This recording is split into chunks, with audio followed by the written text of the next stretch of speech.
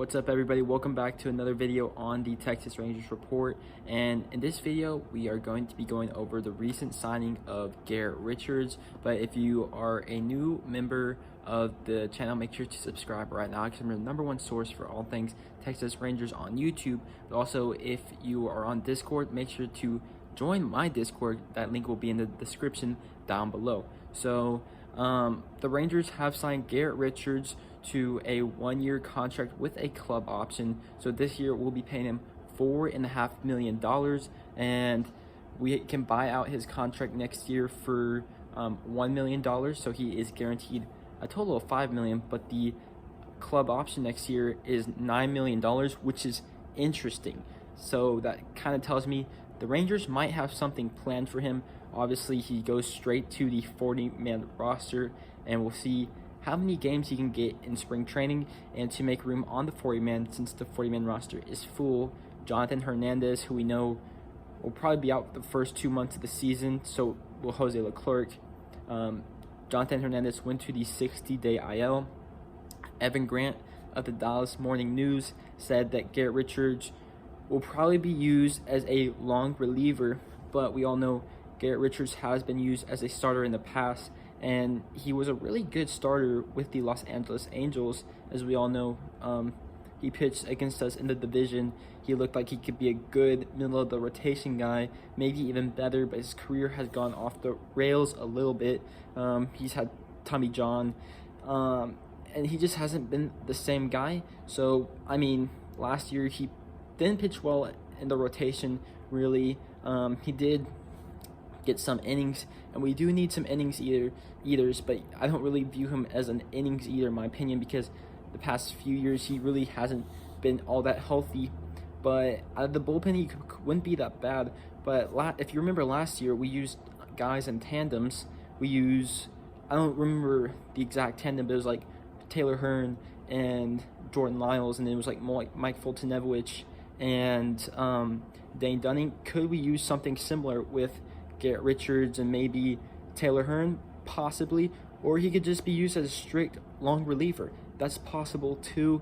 But also, why would we give him a $9 million club option for just a strict reliever? I think that the Rangers think there's still something left in him. I'm not sure, but he was one of those guys last year that whenever the sticky stuff was being cracked down by the MLB umpires, he was a guy that saw his stuff tick down, like his spin rate and stuff. So it'll be interesting to see what he can do in Texas.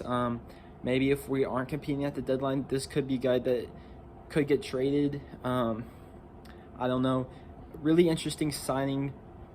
I wouldn't be surprised at all if somebody got hurt.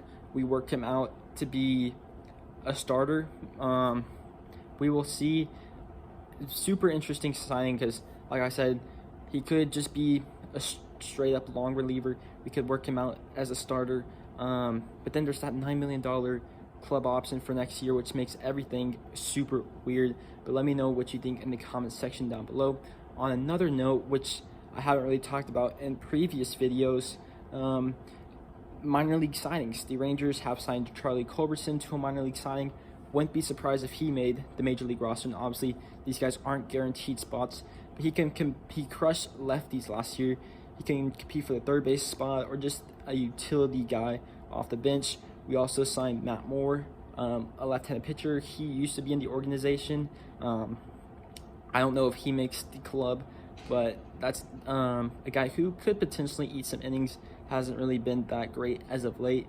We also signed Matt Carpenter. I think he has a good chance to make the team, especially since we didn't sign Trevor Story and we haven't signed another outfielder. So he honestly could be our starting third baseman. And if in the Discord we've talked about, he has really changed his swing this offseason, and his expected stats are a lot better than what his stats say from last season. And we've also signed Greg Holland to a minor league contract. Obviously, the brother of Derek Holland. Actually, Derek Holland just signed with the Boston Red Sox, but Greg Holland has been a pretty good reliever in the past. His career has obviously gone off the rails a little bit, kind of a lightning in the bottle type of deal, but maybe an Ian Kennedy type of revival type of signing. Maybe things get back on track.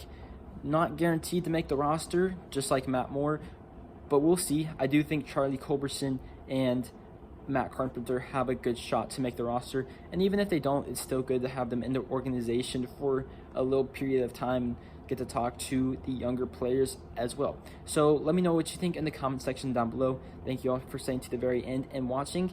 If you liked the video, please give it a thumbs up down below, and I'll see you on the next one. Peace.